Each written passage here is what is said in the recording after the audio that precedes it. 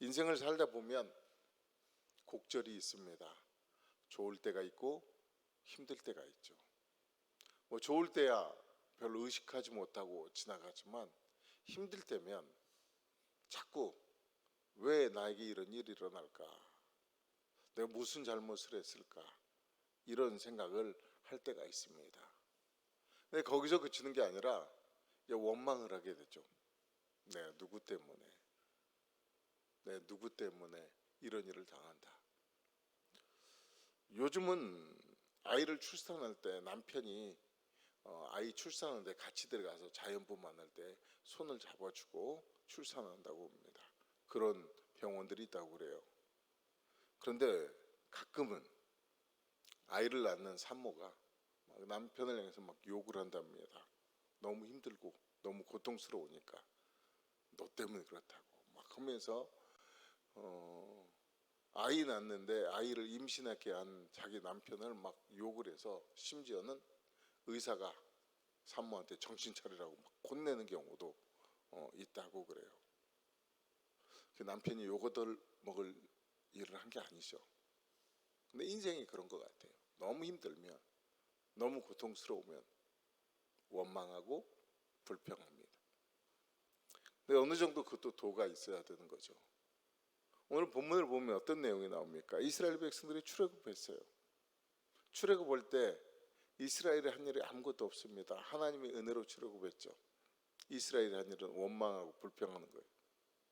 모세가 하나님의 말씀을 따라 애굽에 10가지의 재앙을 내리기 시작하니까 애굽 사람들이 이스라엘도 힘들게 했어요. 그러니까는 가만히 놔두지 왜 우리를 또 구출한다고 해가지고 우리를 힘들게 하느냐, 그러면서 모세를 원망하고 하나님을 원망했죠. 그런데도 10가지 재앙이 끝나니까 어떻게 됐어요? 모세가 이스라엘 백성을 데리고 출애굽했습니다. 출애굽해서 막 신나서 가는데 어떤 일이 있었습니까? 뒤에서 애굽의 군대가 쫓아와요. 애굽의 모든 굳은 일을 하던 노예들이 다 도망갔으니 애굽 입장에서는 갑자기 애굽 사회가 어떻게 된 거예요? 혼란이 오고 어려움을 겪게 된 겁니다.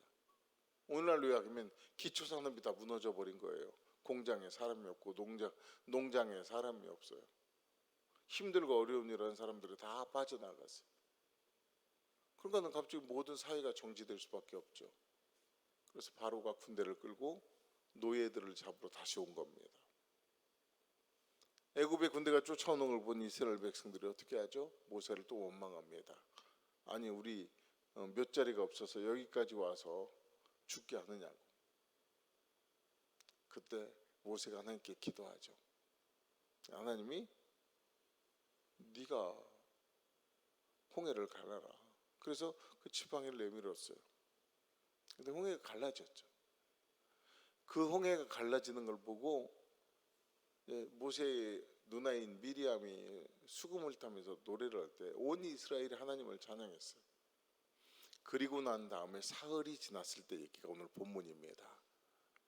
사흘이 그렇게 22절을 보세요. 거기서 사흘길을 걸었으나 문제는 이들이 가는 길이요 초지 옥토를 지나가는 게 아닙니다.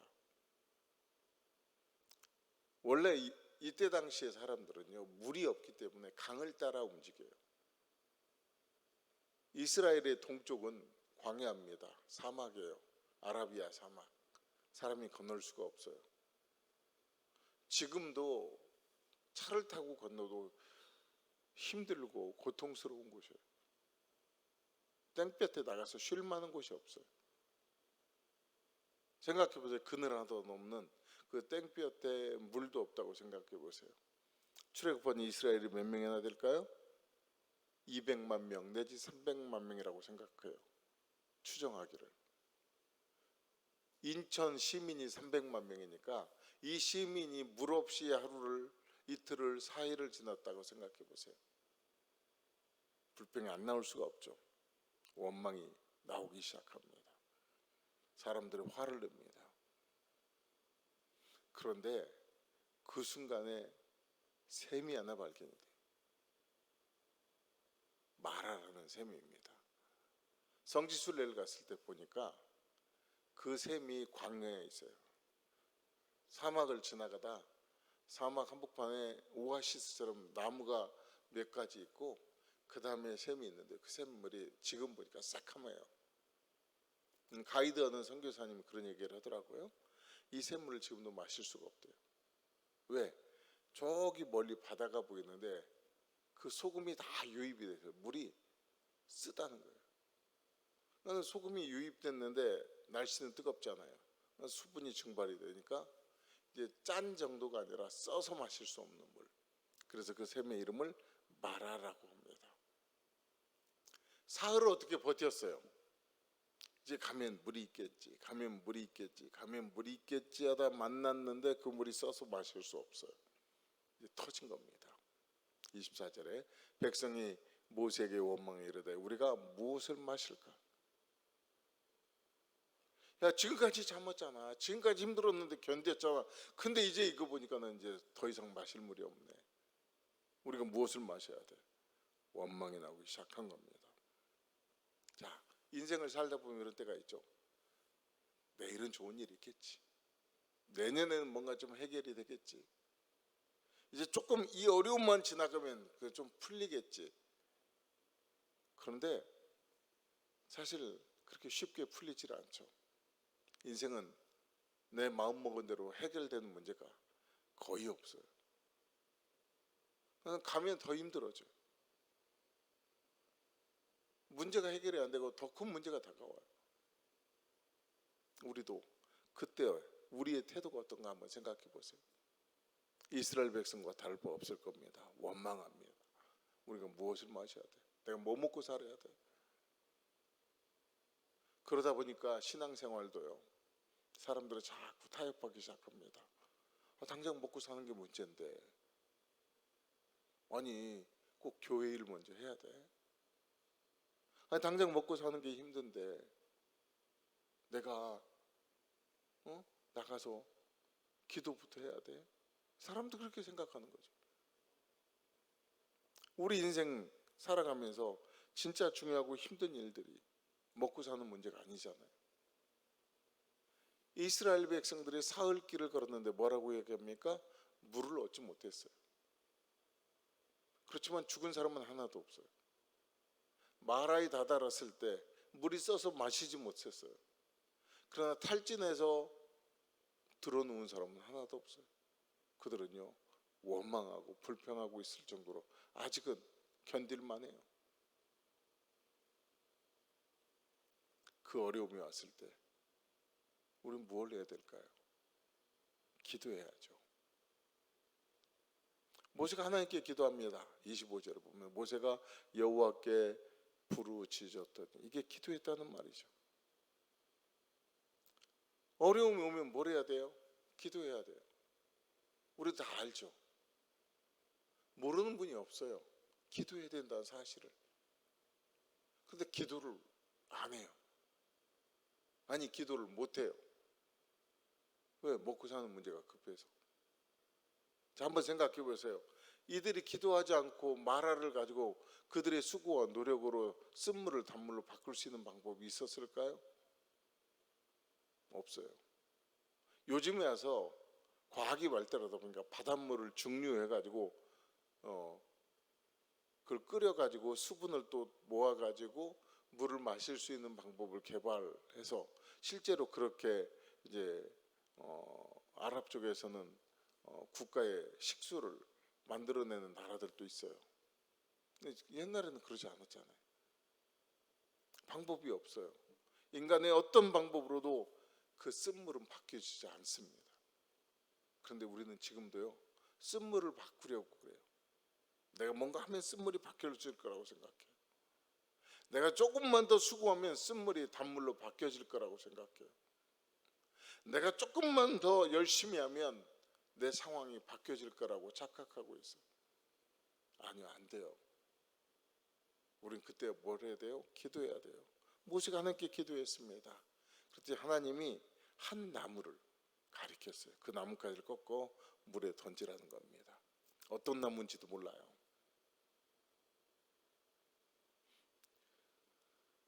그게 어떤 종류인지도 몰라요. 그냥 나무를 하나님 가르쳐 준 거예요.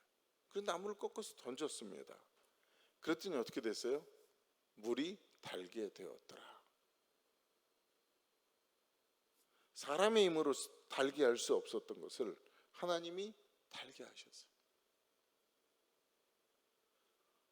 그게 뭘 의미하는지 바로 그 다음 절에 우리에게 설명해 주고 있어요. 26절 한번 보세요.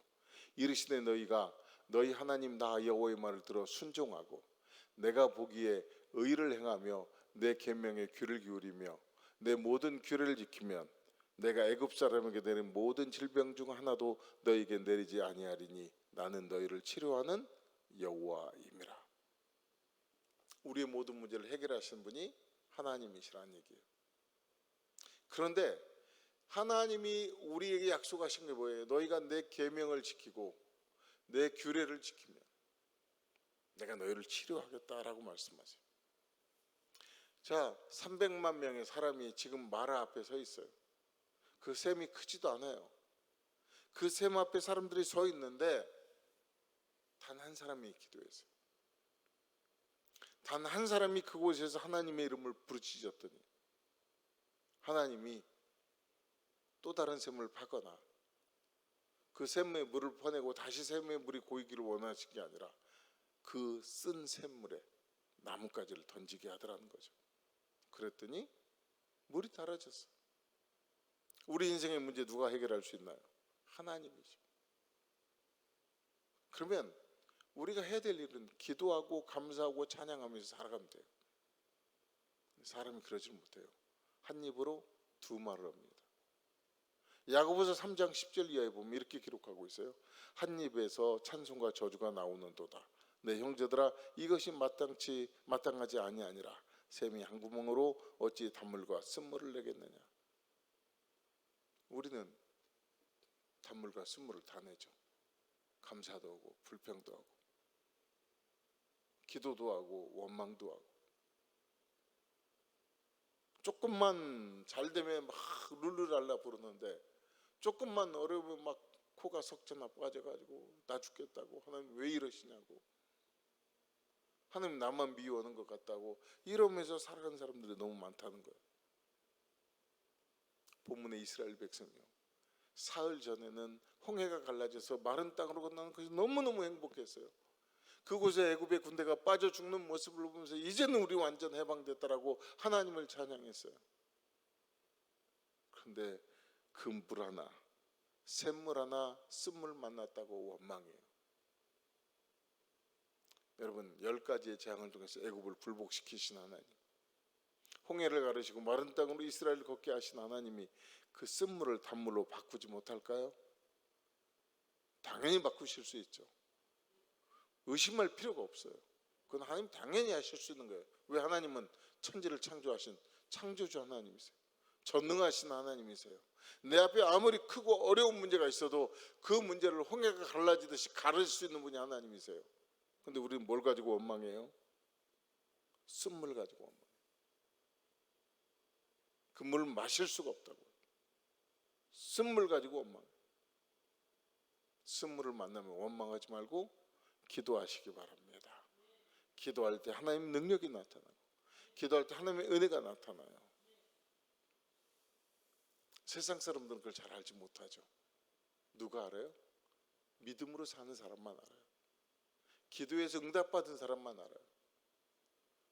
고린도전서 1장 18절에 보면 십자가의 도가 멸망하는 자들에게는 미련한 것이요 구원을 얻는 우리에게는 하나님의 능력이라 그랬어요. 세상 사람은 알지 못해요. 누가 아는 거예요? 우리만 알아요. 그래서 우리가 어려운 일을 만나면 기도해야 된다는 사실을 알아요. 힘들고 쓴물을 만나면 기도해야 된다고 알아요. 지금까지 기도하지 않았지만 이제 기도할 수 있는 우리 송림의 성도님들이 되시기를 바랍니다. 왜냐하면 인생을 살다 보면 항상 성공할 수는 없어요. 실패할 수도 있어요. 그래서 우여곡절이 있는 거예요. 어려울 때도 있고 힘들 때도 있고 잘 될 때도 있고 성공할 때도 있고. 가끔 간증하는 분들 얘기를 보면 어렸을 때 그래도 아버님이 사업을 해서 잘 나가다 어느 순간부터 사업이 망해가지고 너무 고통스러운 삶을 살았다. 진짜 밑바닥의 삶을 살았다고 간증하는 분들이 우리 제법 많잖아요. 그 얘기는 지금은 또 잘 살고 있다는 거예요. 내일 우리가 어떤 일이 일어날지 몰라요. 성공할 수도 있고 실패할 수도 있어요. 홍해를 만나서 그 홍해의 그 장애물 앞에 절망하고 낭망했지만 하나님의 은혜로 그 홍해를 건널 때 너무 행복했죠. 이스라엘 백성들이 지금 쓴물을 만나서 절망하고 있지만 여러분 그 쓴물이 단물로 바뀌어지죠. 그땐 또 이스라엘이 어떻게 했을까요? 오늘 본문에 보면 거기 아무런 반응도 없어요. 부끄러웠을 수도 있어요. 하나님 앞에 창피했을 수도 있어요. 우리가 믿음도 없이 우리가 어쩌다가 단물로 변하고 난 다음에 부끄러운 모습으로 고개 숙이지 말고요. 쓴물을 만났을 때 무릎을 꿇고 기도할 수 있어야 돼요. 내 인생에 가장 어려울 때, 가장 힘들 때 그 쓴물도 단물로 변할 수 있다는 것을 믿고 하나님 앞에 엎드려야 돼요. 제가 어렸을 때 학교 친구들이 그랬어요. 야, 교회 가면 떡이 나오냐, 밥이 나오냐. 그때는 지금처럼 교회에서 밥 안 줄 때예요. 교회 가면 밥이 나오냐, 떡이 나오냐고 친구들이 그런 얘기 했었어요. 제가 목사 아들인데요. 네, 여러분, 밥이나 떡이 문제가 아니죠. 하나님 주신 복은요, 영적인 복과 육적인 복이 다 있어요. 믿음으로 사는 자들에게 하나님은요 풍성하게 채워주시는 거예요. 그렇기 때문에 쓴물을 만났다고, 내 인생의 역경을 만났다고 주저앉지 말라는 얘기입니다. 왜 인생은 그런 일들이 내 앞에 질비하게 놓여 있어요. 여러분, 오늘 성공했다고 내일 또 성공한다고 보장 못 하잖아요. 어제 조용성 전사님이 설교하면서 영상 하나 틀어줬죠. 어떤 목사님, 젊은 목사님인데 암으로 투병하는, 목사도 암에 걸려요. 죽을 수도 있어요. 누구든지 그래요. 나는 괜찮을 거다? 안심하지 마세요. 누구든지 역경은 있고 환난이 있을 수 있어요. 그렇기 때문에 우리는 기도해야 돼요. 그럼 왜 기도해야 되느냐? 하나님이 치료하시는 하나님이라고 본인을 소개하고 있어요. 25절에 모세가 여호와께 부르짖었더니 여호와께서 그에게 한 나무를 가리키시니 그가 물에 던지니 물이 달게 되었더라. 쓴물이 단물로 바뀌어지는 치료가 있었죠. 한때는 육각수 넣어야 된다고 육각수 통을 만들어 가지고 사람들이 많이 팔았어요. 그래서 물이 육각수로 변해서 그 육을 먹으면 몸에 좋고 그 다음에 장수할 수 있고 잔병이 없다고 막, 그래서 육각수라는 거. 그게 진짜로 실제적으로 증명된 게 아니에요. 여러분, 과학이라는 것은요 예측하는 게 아니에요. 무슨 말인지 아세요?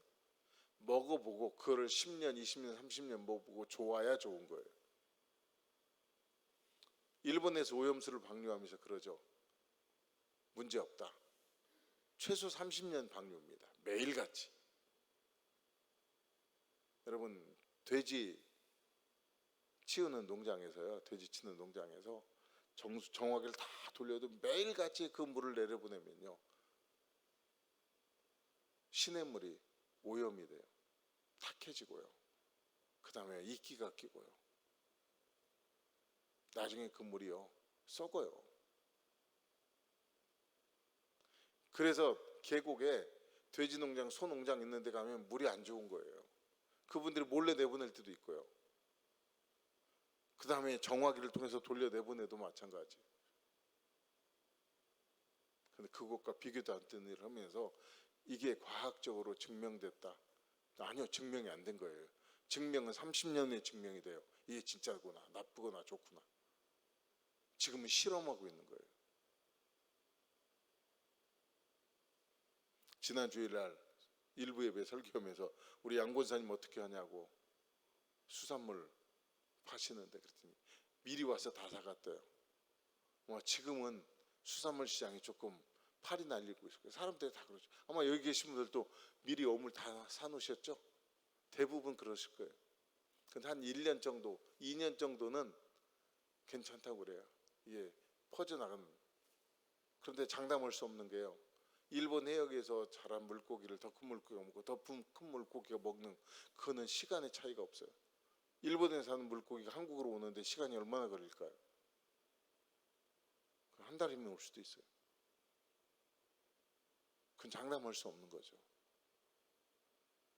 사람들은 물이 퍼져나가는 것만 생각해요. 네, 그럼에도 불구하고 우리 뭘 해야 돼요? 기도해야 돼요.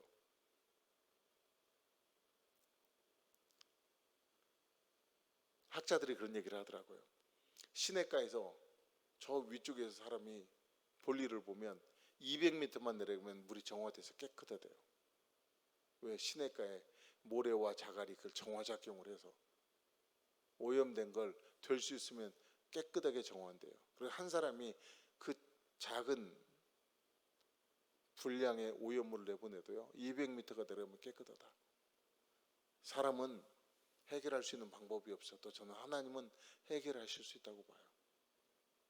왜? 하나님이 자기를 이렇게 말씀하셔서 26절에 내가 애굽 사람에게 내린 모든 질병 중 하나도 너에게 내리지 아니하리니 나는 너희를 치료하는 여호와임이라.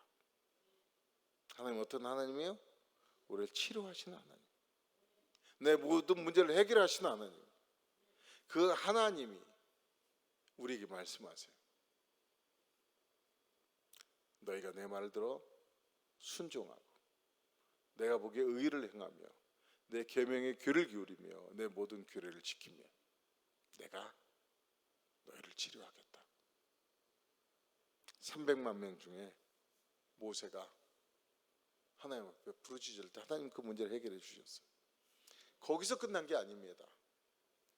그 바로 27절에 뭐가 나죠? 그들의 엘림에 이르니 거기에 물샘 12과 종려나무 70그루가 있는지라. 마라에서 엘림까지 얼마나 거리가 될까요? 학자들은 17km 정도 된다고 합니다. 그때 당시에 이스라엘 백성들이 어린아이들과 나이가 든 노인들, 그 다음에 짐을 싣고 있고 짐승을 가지고 가기 때문에 하루 정도 걸어갈 수 있는 길이라고 그래요. 요즘 차 가지고 가면 17km 금방이죠. 그런데 그 모든 짐을 끌고, 이삿짐을 끌고 사람이 또는 짐승에게 끌어서 그걸 가는 거리는 하루길이라고 합니다.